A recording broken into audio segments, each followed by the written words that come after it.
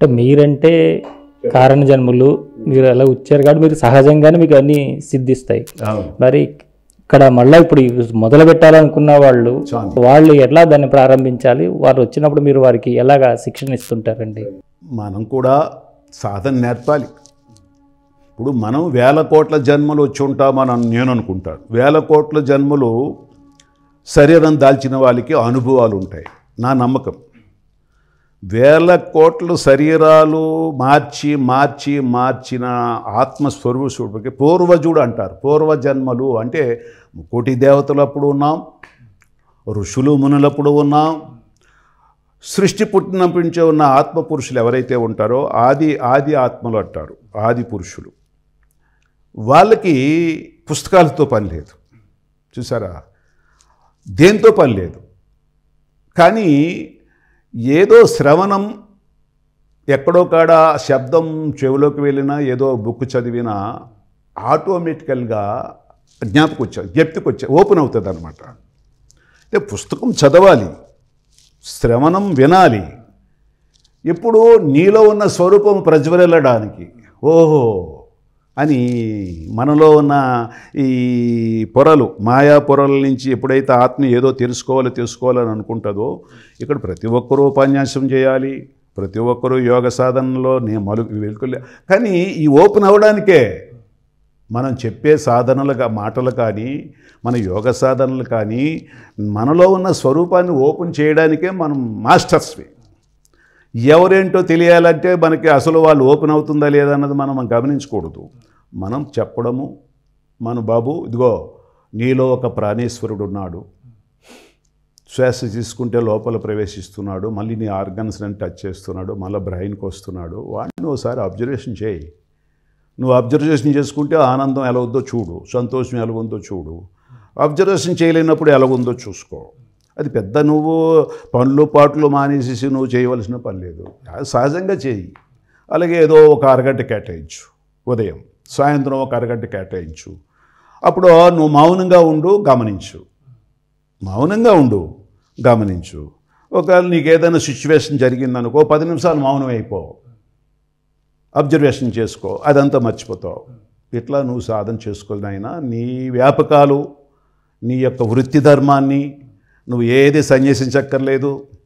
నీ వృత్తి ధర్మాన్ని నువ్వు కాపాడుకుంటూ అన్ని సాధనలు చేసుకోవచ్చు. కానీ సృష్టి అంతా ఒకటే, అది జ్ఞానం ఫార్ములా. ఆ ఫార్ములా ఒకసారి మనం గైడ్లైన్స్ ఇవ్వాలి. నీలో ఉన్న మూలం, ఆ సృష్టిలో ఉన్న మూలం ఒకటే. నీ మూలమే హ్యూమన్ బీయింగ్, నీ మూలమే పశుపక్షాదులు, క్రిమికీటకాదులు. ఈ వేరియేషన్గా చూడకు అని కొద్ది జ్ఞానం.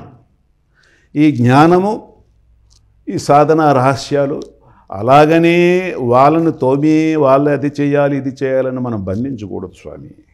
కాబట్టిగా వాళ్ళని దినచర్యలు పాడు చేయకూడదు, వాళ్ళ లైఫ్ని మనం పాడు చేయకూడదు. మనం గైడ్లైన్స్ ఇస్తాం. గైడ్లైన్స్ ఇస్తే అది షోలో పరివర్తనలో ఉందనుకో క్యాచ్. అంతేగాని వాళ్ళని మనం శిష్యుల పరంగా మనం మళ్ళీ తీసుకొని వాళ్ళని మన దగ్గర ఉంచుకొని మన సాధనలే, మన జీవన విధానమే వాళ్ళకి ఇద్దామని కోరికలు కూడా ఉండకూడదు. చేతంటే వాళ్ళ లైఫ్ స్పాడ్ అయిపోతాయి. వాళ్ళు మన దగ్గర ఉంటూ మనకు సేవలు చేస్తూ మన ఆశ్రమంలో నుంచి తీసుకుందాన్న తపన మంచిది కాదు. కారణం ఏంటంటే వాళ్ళ లైఫ్స్, వాళ్ళు ఎంతోమంది ఆధారపడి ఉన్నారు. తల్లులు, తండ్రులు, అన్నదమ్ములు, బిడ్డలు ఎంతోమంది ఆధారపడి ఉన్నారు. వాళ్ళ లైఫ్ను మనం కట్ చేసుకొని మన దగ్గరే ఉండాలని ఏ కోరిక పనికిరాదని నా సిద్ధాంతం. వాళ్ళు సాధన చేయాలి. చెప్పు నాయన, నువ్వు ఎవరిని విడిచిపెట్టక్కర్లేదు, గృహస్థంగా ఉంటూ ఇలా చేసుకో. నువ్వు ఎక్కడ భగవంతుడు ఆ గృహంలోనూ ఉన్నాడు, మీకు ఎవరైతే ఉన్నారో వాళ్ళలోనూ చూసుకో, నీలోనూ చూసుకో. నువ్వు ఎక్కడ పారిపోక్కర్లేదు అనే ఆలోచనలు కూడా మనం చెప్పాలి. అది స్వామి. చెప్పండి. మీ జన్మకి కారణం ఏంటో తెలుసుకున్నారు గురుగారు? జన్మకి కారణం తెలుసుకోవడం అంటే ఏమీ లేదు స్వామి. జన్మలు అనేది 1000 కోట్ల నుంచి జరుగుతున్నాయి. అది తెలుసుకోవడం అంటూ లేదు. ఇప్పుడు మనం ఈరోజు ఈ శరీరంలో ఉన్నాం స్వామి. మన యొక్క భావోద్వేగాలు, మన యొక్క నిర్ణయ శక్తి ఒకటి ఉంటుంది. దాని మీద మన జీవన విధానం ఆధారపడి ఉంటుంది. మనం ఆనందంగా ఉన్నామా, సంతోషంగా ఉన్నామా, ఆరోగ్యంగా ఉన్నామా అన్నది మన భావము, మన గమనమే పెట్టుబడి. నేను నమ్ముతా. అది ఎలా జీవించావన్నది జీవించుకున్న తర్వాత ఉన్న శేషార్థం ఉంటుంది చూసారా జీవన విధానంలో. మళ్ళా ఎప్పుడైనా ఇది డిస్కనెక్ట్ ఈ శరీరాన్ని విడిచిపెట్టవలసిందే. పంచభూత భౌతాత్మికము అంటే ఈ ఉనికి ద్వారా ఈ కణముల ద్వారాగా వచ్చింది. పరమ చైతన్యము ఎన్నో వేల కోట్ల బట్టి ఉంటుంది, శరీరం దాలుస్తుంది. కాబట్టిగా ఆ శరీరం దాల్చిన ఆత్మ ఎప్పుడోకప్పుడు మళ్ళీ ఇంకొక రథంలో ప్రవేశించక తప్పదు, మారక తప్పదు. అయితే మనము ఈ జన్మల యొక్క జీవన విధానం అనే వాసన, ఎలాంటి భావాలు, ఎలాంటి నిర్ణయ శక్తి, ఎలాంటి కర్మలు, ఇవన్నీ కూడా నిక్షిప్తమై ఉంటాయి. అది మాత్రం నేను నమ్ముతా. నిక్షిప్తమై ఉండడం అంటే ఏంటి, అది ఒక రకమైన మన వైబ్రేటు, ఒక ఆత్మ అంటారు, అది మరణం లేనిది. ఆ వైబ్రేషన్ తీసుకెళ్ళి ఇంకొక శరీరంలో మళ్ళా అది జీవనంలో మననగమనాలతో జీవిస్తూ ఉంటుంది. దానికి మరణం లేదు. మనం ఏ జన్మలో ఉన్న మనోభావాల్లో, నిర్ణయ శక్తిలో వచ్చిన తాలూకా ఏదైతే స్థితి ఉందో, కర్మల యొక్క స్థితి ఉందో, అది మరలా జన్మ మాత్రం కంపల్సరిగా తీసుకుంటుంది. దీనికి డిస్కనెక్ట్ లేదు, ఎవరిలో లీనమైపోదు. ఇప్పుడు ఏముంది లీనమైపోవడం అంటే ఏం కాదు స్వామి, మనము వచ్చాము, భావం స్టార్ట్ అయ్యింది, కర్మ జరుగుతుంది, నిర్ణయ శక్తి ద్వారా కర్మ జరుగుతుంది. ఆ కర్మ జరిగినప్పుడు ఇంకొక శరీరంలో మనం అనుభవం చేయాలి. అనుభవం చేయకుండా మాత్రమే ఏ ఆత్మ ఎక్కడికి లీనమవదు. అది మంచి భావం అనినా చెడు భావం అనినా, చెడు భావం అయితే తన పర్యవసానము తన ఆర్గన్స్ మీదే పడుతుంది. మంచి భావమైనా స్పిరిచువల్గా ఉన్న తన తాలూకా భావోద్వేగాల యొక్క కర్మఫలము మనమే తింటాం. తిన్నా ఉన్న శేషార్థము మళ్ళా మరుసటి జన్మలో పట్టుకెళ్తాం. అయితే ఇప్పుడు ఇక్కడ ఏం చేసి తెలుసుకోవాలి మనం, మంచి భావము యూనివర్సల్ అంతా మనం ఒకటే కింద భావించాలి.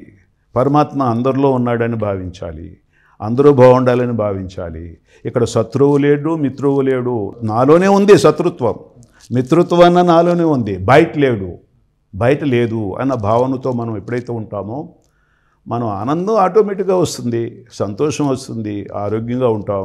మళ్ళీ ఇంకో జన్మ పట్టుకుపోతాం. లేదు నేనే గొప్ప, నేనింత చక్రవర్తిని, నేను ఇది, నేను అది అని అహంతో ఉండడము, వాళ్ళు ఎలాంటి వాళ్ళు, వీళ్ళు ఎలాంటి వాళ్ళని రాగద్వేషాలతో ఉండడము, ఈ మనన గమనాల్లో ఎప్పుడైతే మనం ఉండగలుగుతామో మనకి దుఃఖం అనుభవవుతుంది, ఆర్గన్స్ కుంటుపడతాయి, అనారోగ్యం వస్తుంది, మళ్ళీ మనం డిస్కనెక్ట్ అవుతాం, మళ్ళీ అక్కడ అదే భవిస్తాం.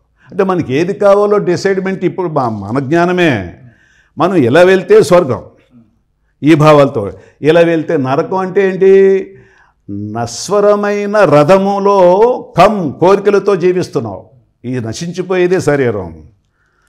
ఏం చేస్తున్నావు, కోరికలతో ఉంటే నరకం. అది ఆపరేషన్లు అవ్వచ్చు, ఇంకోటి అవ్వచ్చు. నరకం అంటే ఎక్కడో మన పూర్వీకులు ఎక్కడో అనిపిస్తున్నాం. గరుడ పురాణాలు అవి కూడా మనం రాసుకున్నవే. నరకం అని నేనంట. స్వర్గం అంటే అర్థం ఏంటి, స్వయము ఆర్గన్స్. స్వార్గన్స్ ఏంటి, మనసు బుద్ధి నెంబర్ 1 ఇంద్రియాలు. నీ శరీర గ్రంథులు, నాడుల్లో ఆ మనసు బుద్ధి ఆర్గన్స్ అన్నీ టచ్ చేస్తూ ఉంటుంది. ఆనందంగా, సంతోషంగా, ఆరోగ్యంగా మనం జీవించడం చెప్పు ప్రేమ స్వరూపమే జీవిస్తే స్వర్గము అనినా నరకం అనినా మనలోనే ఉంది. సంతోషంగా ఏ దుఃఖం తెలియకుండా ఆనందంగా, సంతోషంగా నిరంతరము ప్రతి సెకండు ఉండగలిగితే స్వర్గంలో ఉన్నట్టే స్వామి. లేదు నిత్యము రుగ్మతలు, నిత్యము ఇది, నిత్యము అశాంతి ఇవన్నీ ఉంటే అది నరకమే స్వామి. ఎక్కడున్నాయి చెప్పండి. ఇప్పుడు మీరు ఏది జీవించాలన్నా మనలోనే ఉంది. బ్రహ్మ ఎవరు, మనమే. విష్ణువు ఎవరు, మనమే. ఈశ్వరుడు ఎవరు, మనమే. బ్రహ్మ అంటే ఏంటి, బాహ్యము ముఖము బ్రహ్మము, నీలో ఉన్న ముఖము బ్రహ్మమే. బ్రహ్మం అంటే ఏంటి, బ్రహ్మ. బాహ్యముకు ఒక తల్లిలా ప్రేమించే ప్రతి ఆత్మస్వరూపము బ్రహ్మ. అది ఎక్కడి నుంచి వచ్చింది, బ్రహ్మముఖం, మనలోనే బ్రహ్మముఖం ఉంది. ఇక విష్ణుముఖము విషము లేని స్వరూపంగా ఉండాలి. అంతా ఒకటిగా అందరూ నీ స్వరూపం, నువ్వు బాలకుడిగా ఉండగలగాలి. అది విష్ణు స్వరూపంగా నీలోనే ఈ హృదయస్థానం విష్ణువు. అలాగే ఈశ్వర స్థానం ఈ పృథ్వీలోంచి వచ్చింది. పార్వతీ పరమేశ్వర శక్తి ఈ నాభి స్థానంలో ఉంటుంది స్వామి. అందుచేత ఏది కావాలా 3 పురములు నీలోనే ఉన్నాయి. బ్రహ్మకపాలమంతా బ్రహ్మలోకము, సూక్ష్మలోకం అంటే ఈ ఆకాశతత్వం కింద నుంచి సూక్ష్మ హృదయము, ఈ పృథ్వీ ఈ బొటి నుంచి కింద భాగం అంతా పృథ్వీ అంతా ఏంటి పాతాళం. 3 లోకములు 3 పురములు అంచేత త్రిపురాసుర సంహారము అన్నారు. త్రిపురాసురులు అంటే వారు అసురుడు నీవే, 3 పురముల్లో నువ్వు అసురత్వంలో ఉన్నావు. ఇంకా దాన్ని సంహరించడమే మన డ్యూటీ. దానికి ఏం చేయాలి? మనం బాలకుడైపోవాలి. అందుకే కృష్ణుడికి విజయం లభించింది. వినాయకుడికి విఘ్న వినాయకుడు అయ్యాడు. అంటే ఏంటి? ఒకప్పుడు బాలకుడిలా ఉండాలి, ఒకప్పుడు యజమానిగా ఉండాలి, ఒకప్పుడు సద్గురుగా ఉండాలి. ఎల్లప్పుడూ సద్గురుగా ఉంటే మళ్ళీ చల్లదు సృష్టిలో.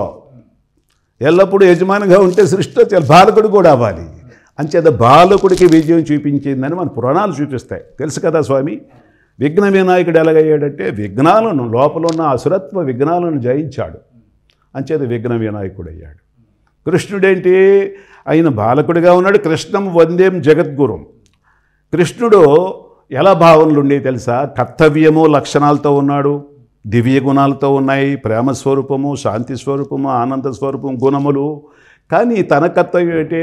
తన పూర్వజన్మలో స్మరణ చేసేవాడు. ఓ పరమేశ్వర, ఎన్ని వేల కోట్ల జన్మలు ఈ భూమి మీదకి వచ్చాను, అందరూ మమేకమైతే అందరితో జీవించాను, ప్రతి జీవరాశికి నేను తప్పు చేసి ఉంటాను, ఏదో జన్మలో నాకు వాళ్ళకి లింకప్ అయ్యి ఉంది, అలాగే హ్యూమన్ బీయింగ్తో లింకప్ అయ్యి ఉంది, ఏ జన్మలో ఏ చేసిన తప్పిదమో క్షమాకరు. అంటే కృష్ణం వందే జగద్గురు. కృష్ణుడికి మనం దండం పెట్టడం కాదు, కృష్ణుడనే ఆత్మస్వరూపము మనలో ఉంది కాబట్టిగా కృష్ణం వందేం జగద్గురు. నువ్వు జగద్గురువు కావాలంటే ప్రతి జీవరాశికి క్షమాకరు, కృతజ్ఞతా భావం ఉండేవాడే కృష్ణుడు. ఎన్ని జన్మలు నేను ఎత్తాను. ఓ క్రిమికేటకదుములారా, ఓ పశుపక్షాదులారా, ఓ దేవతల్లారా, నేనేదో తప్పితం చేసి ఉంటాను, నాకు క్షమాకరు. కృతజ్ఞత కావాలి. అప్పుడు కృష్ణుడు మనమే అయిపోతాం.